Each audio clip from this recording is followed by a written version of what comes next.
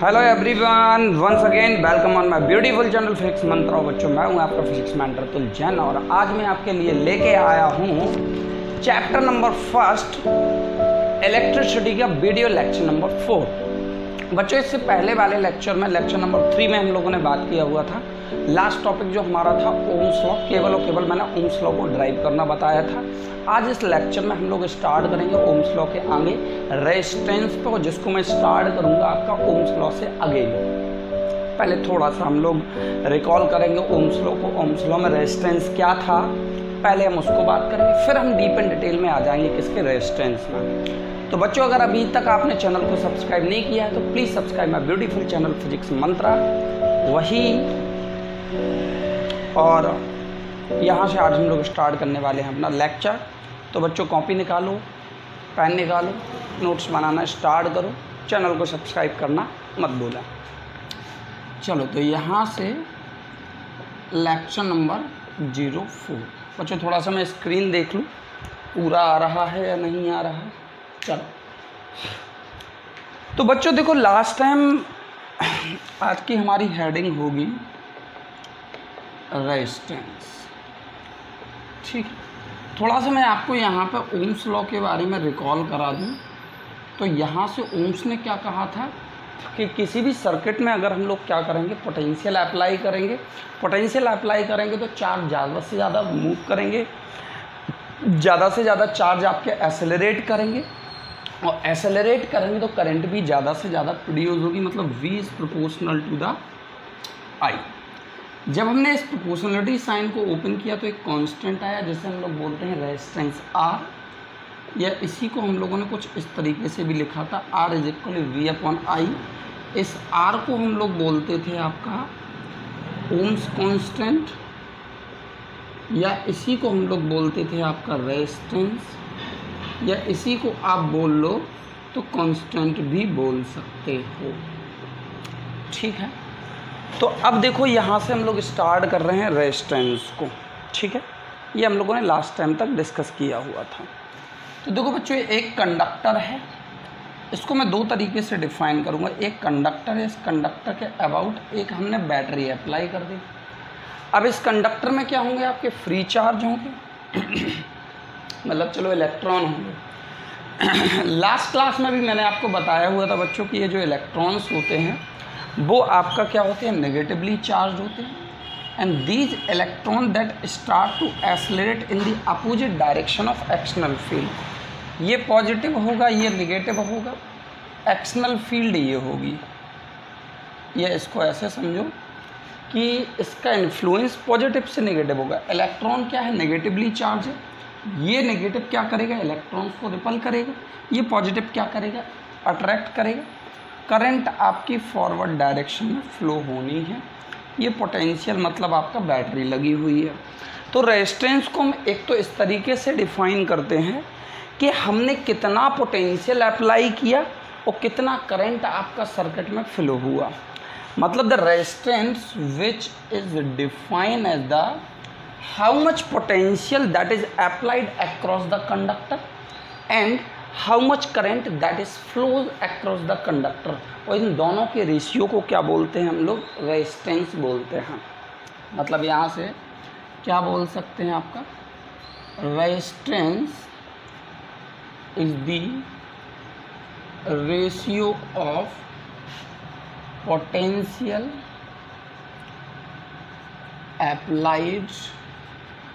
applied across conductor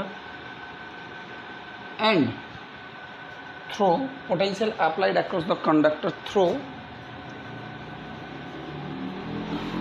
resistance is the ratio of the potential applied across the conductor through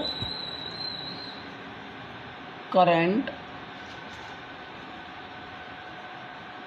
passes, या potential applied across the conductor through which the current is passes, through which current passes. एक तो ये हो गया। चलो बच्चों, यहाँ से आ जाओ तो वोल्टेज की यूनिट क्या हो गई आपकी, वोल्ट। या पोटेंशियल की यूनिट वोल्ट, करंट की यूनिट होगी आपकी एम्पियर, और वोल्ट पर एम्पियर को कंबाइन करके यूनिट बनती है जिसे हम लोग बोलते हैं ओम।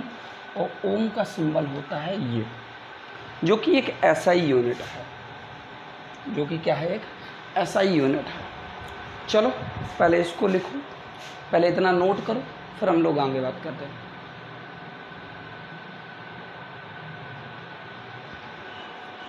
अब देखो यहाँ से बच्चों, रेजिस्टेंस को एक और दूसरे तरीके से हम लोग डिफाइन करते हैं, जिसे हम लोग क्या बोलते हैं कि रेजिस्टेंस जो है वो क्या है, किसी एक मटेरियल की प्रॉपर्टी होती है। देखो यहाँ से, जैसे फॉर एग्जांपल आप हो तो आपको गुस्सा आता है, तो ये क्या है, आपका एक नेचर है, एक जेनेटिकल इफेक्ट है। इसी तरीके से मटेरियल के साथ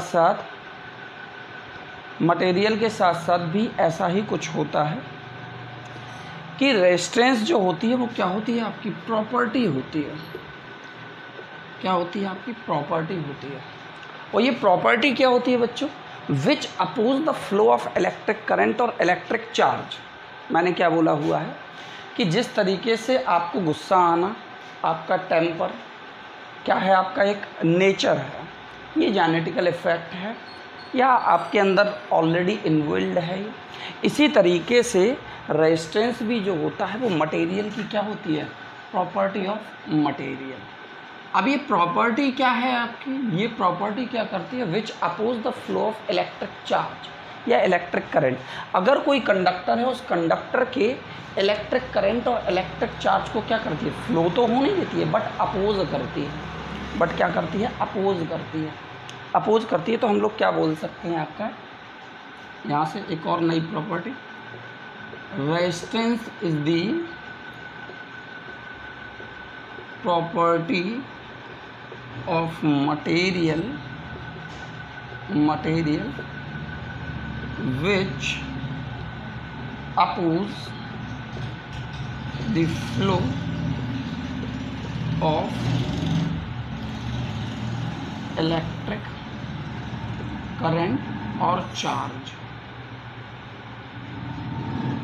ये प्रॉपर्टी होती है बच्चों जो कि क्या करती है, इलेक्ट्रिक करंट और चार्ज को अपोज।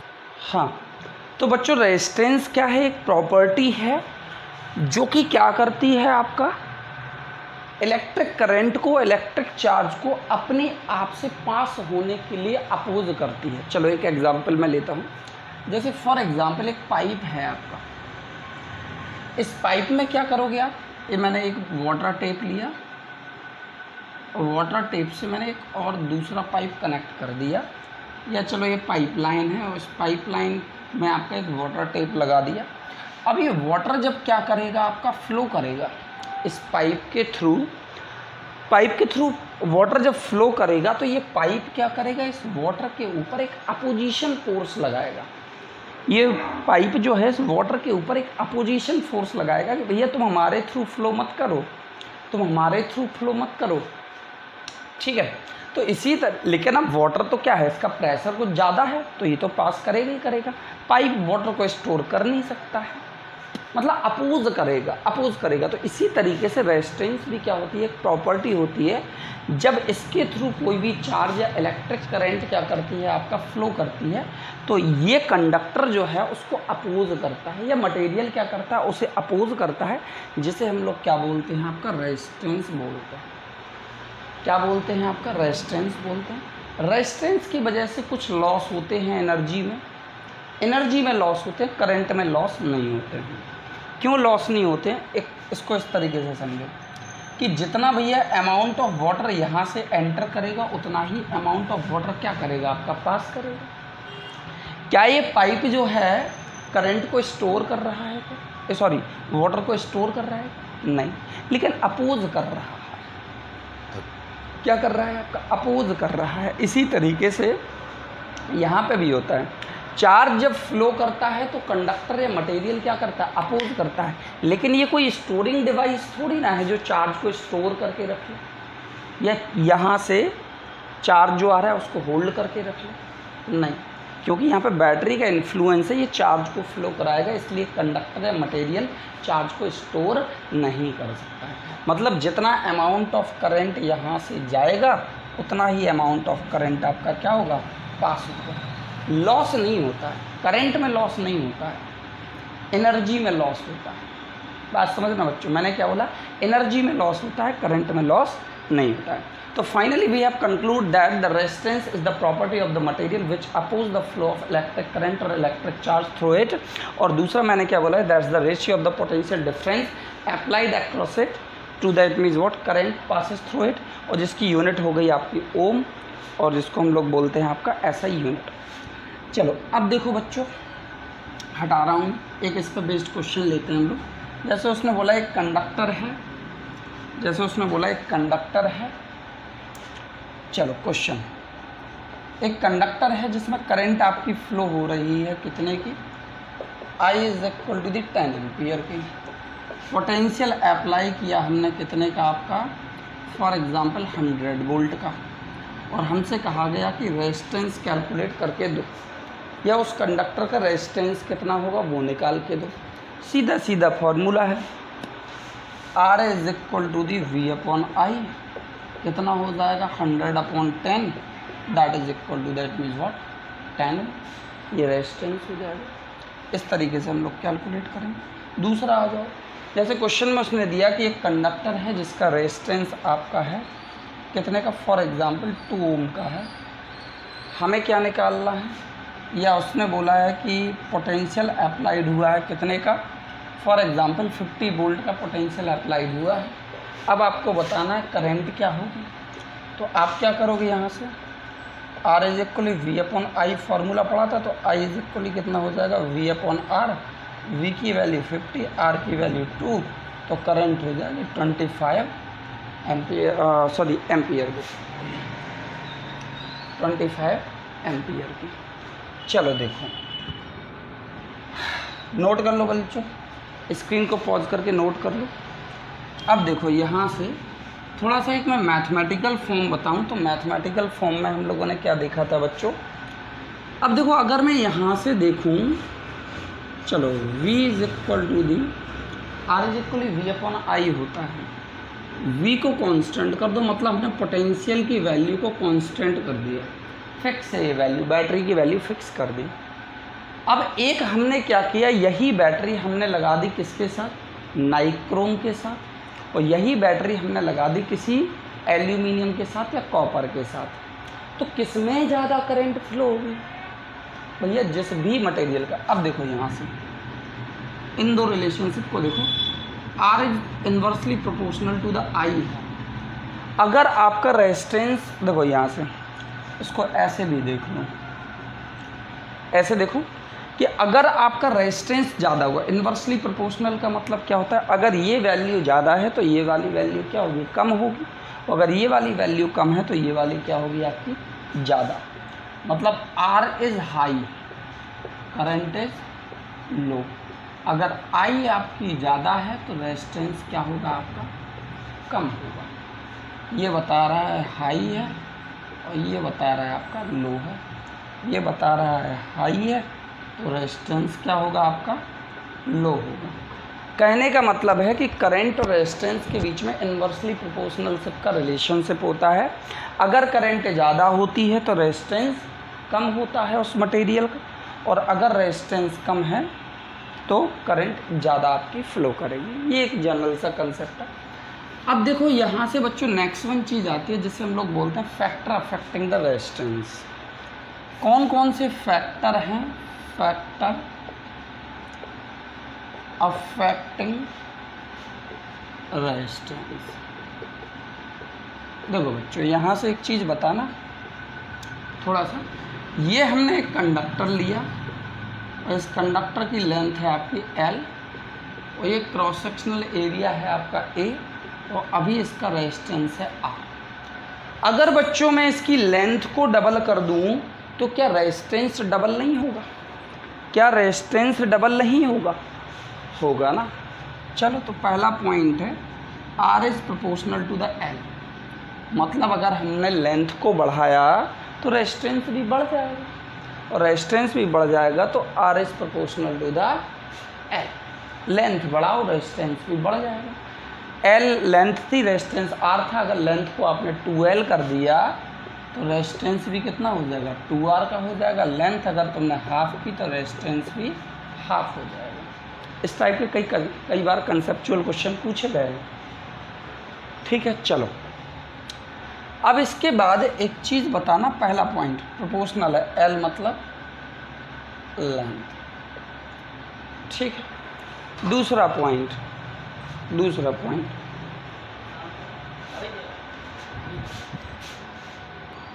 चलो अब दूसरा पॉइंट है आपका एरिया से रिलेटेड। बच्चों एक चीज़ बताना, अभी एरिया है आपका ए, अब मैं अगर एरिया डबल कर दूं, अभी एरिया था ये, अब मैं एरिया डबल कर रहा हूँ।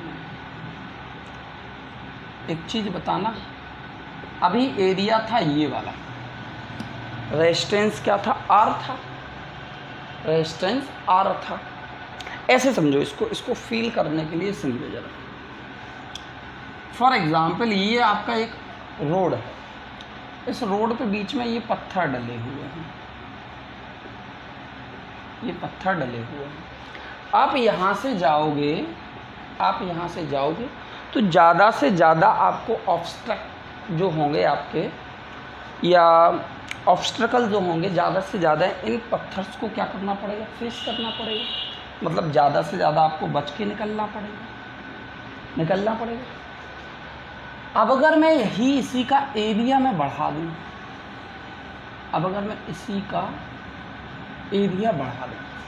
तो अब देखो जरा, क्या आपको ज़्यादा से ज़्यादा पाथ नहीं मिल रहा है पास होने के लिए? ज़्यादा से ज़्यादा पाथ नहीं मिल रहा है आपको पास होने के लिए। देखो ऐसे चले जाओ। कहने का मतलब है कि अब ऑब्स्ट्रकल कम है या नहीं है? मतलब यहाँ से ऑब्स्ट्रकल का मतलब हो गया रेजिस्टेंस, ठीक है। और हमने एरिया पहले ये था ए, और इसका हमने क्या कर दिया, आपका डबल कर दिया, एरिया बढ़ा दिया। देखो रेजिस्टेंस कम हो गया, मोर एंड मोर पाथ हमें यहाँ पे मिल रहा है, मोर एंड मोर करंट यहाँ से पास हो सकती है। मतलब कहने का कि एरिया बढ़ाने पर रेजिस्टेंस कम हो रहा है, मतलब ज़्यादा से ज़्यादा चार्ज पास करेगा, ज़्यादा से ज़्यादा करंट पास करेगी। और सिंपल सी बात है, अभी मैंने क्या बोला था कि एरिया ज़्यादा से ज़्यादा करंट, और करंट ज़्यादा से ज़्यादा मतलब रेजिस्टेंस कम से कम। मतलब दूसरा पॉइंट है R is inversely proportional to the 1/A। मतलब यहाँ से ए जो है वो एरिया है, एरिया बढ़ाओगे रेजिस्टेंस कम हो जाएगा, या एरिया कम करोगे तो रेजिस्टेंस ज़्यादा हो जाएगा। दूसरा पॉइंट। तीसरा पॉइंट है रेजिस्टेंस नेचर पे भी डिपेंड करता है। R is depend on nature. जैसे फॉर एग्ज़ाम्पल मैं कहूँ मेरा गुस्सा अलग है, आपका गुस्सा अलग है, सबका अलग अलग लेवल का टेम्पर होता है, ठीक। इसी तरीके से मटेरियल्स में भी क्या होता है, कंडक्टर की बात ही कर रहा हूँ मैं, कंडक्टर में हर एक मटेरियल का रेजिस्टेंस क्या होता है, अलग अलग होता है बच्चों। जैसे अगर मैं बात करूँ नाइक्रोम की, नाइक्रोम का रेजिस्टेंस ये कंडक्टर की कैटेगरी में आता है, सबसे हाई होता है, जिसको हम लोग हीटर वगैरह की जो स्प्रिंग होती है उसको बनाने में क्या करते हैं, आपका यूज़ करते हैं। अगर वहीं मैं बात करूं आपका कॉपर की, तो कॉपर में क्या होता है, सबसे लो होता है रेजिस्टेंस, तो नेचर पर भी डिपेंड करता है। फोर्थ वन पार्ट है आर जो है, R is also depend on temperature,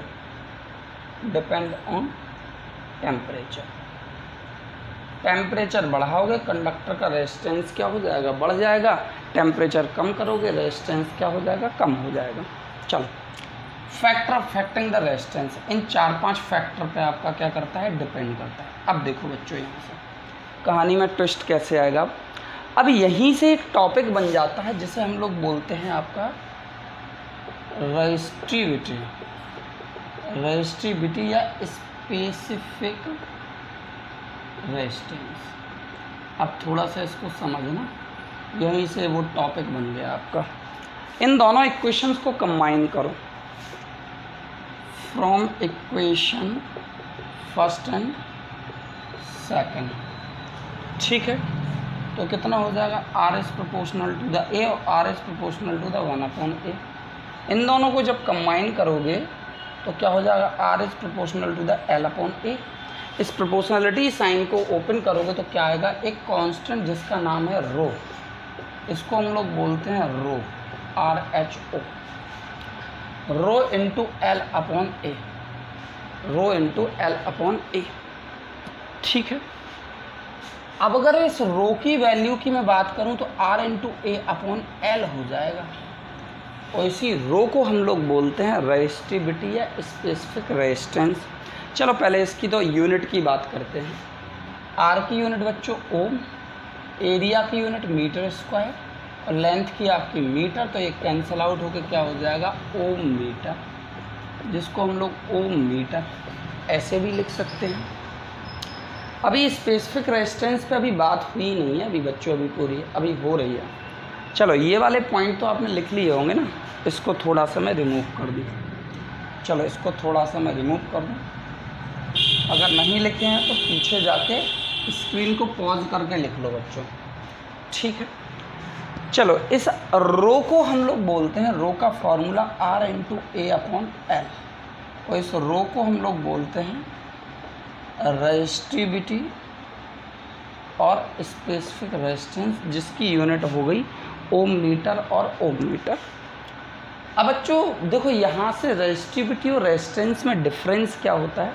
सबसे पहले तो ये रेजिस्टिविटी फिक्स होती है, फिक्स होती है कब, जब टेम्परेचर और अदर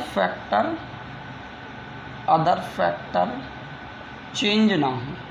जैसे मैं आपसे कहूँ प्रेशर या मीडियम, ये सब चेंज ना हो तो रेजिस्टिविटी फिक्स होती है। रेजिस्टिविटी का मतलब होता है रेजिस्टेंस, किसी भी मटेरियल का रेजिस्टेंस पर यूनिट एरिया, एक यूनिट एरिया, ये मेजरमेंट होता है।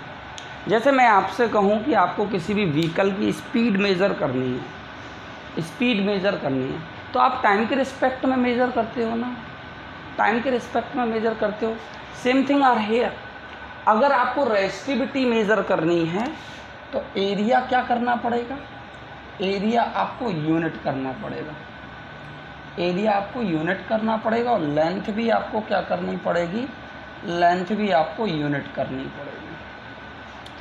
मतलब रेजिस्टिविटी का मतलब होता है, या स्पेसिफिक रेजिस्टेंस का मतलब होता है रेजिस्टेंस। देखो यहाँ से हर एक मटेरियल का resistance in per unit length और पर यूनिट एरिया, और जिसे हम लोग बोल देते हैं स्पेसिफिक रेजिस्टेंस। स्पेसिफिक का मतलब प्री डिफाइन, किसी भी चीज़ को प्री डिफाइन आप कब कर सकते हो, जब लेंथ को आप क्या कर दो, 1 कर दो, एरिया को भी 1 कर दो।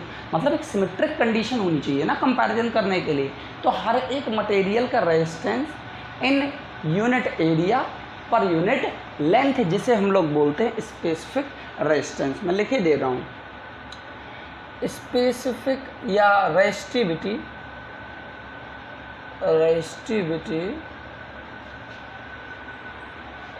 is defined as resistance of material in unit area per unit length। यहाँ पर रेजिस्टिविटी कुछ एक नई चीज़ नहीं है बच्चों, रेजिस्टिविटी कोई एक नई चीज़ नहीं है। रेजिस्टिविटी का मतलब हो गया उस पर्टिकुलर मटेरियल का रेजिस्टेंस कितना है एक यूनिट एरिया में और एक यूनिट लेंथ में, जिसे हम लोग रेजिस्टिविटी बोलते हैं। और इसी के साथ हम लोग क्या करते हैं, सारे मटेरियल्स की रेजिस्टिविटी का कंपैरिजन करते हैं। नोट कर लो, इतना जल्दी से नोट कर लो जल्दी से। अब इस पे बच्चों कई अच्छे क्वेश्चन बनते हैं, और इस पर कई अच्छे क्वेश्चन जो है हम लोग नेक्स्ट वीडियो लेक्चर में बात करेंगे। तो स्क्रीन को पॉज करो, नोट करो, जल्दी से नोट करो। तो मिलते हैं बच्चों नेक्स्ट वीडियो लेक्चर के साथ। Thank you and have a good day to all of you. और इसी तरीके से कंटिन्यूसली आप स्टडी करते रहिएगा, वीडियोज़ आपको कंटिन्यूसली आपको मिलती रहेंगी। थैंक यू बच्चों, have a good day to all of you, take care.